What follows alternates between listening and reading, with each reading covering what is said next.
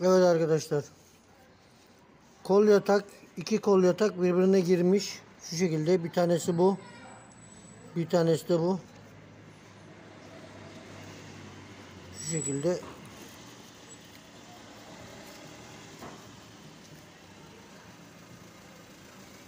Şimdi yerinden çıkartacağız. Bu birinci kol yatak, bu da ikinci kol yatak.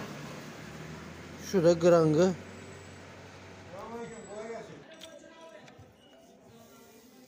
Bu şekilde açtırdık ama yerinden sıkışmış. Hem video çekip hem aynı anda çıkartamadık. Gördüğünüz gibi. Motorumuz 2.2 Frontera. Opel. Daha öncesinde zaten birkaç işlem yapılmış.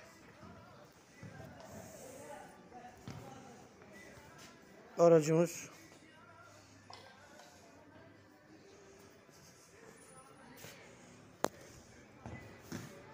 HGD Otomotiv'den herkese teşekkürler arkadaşlar.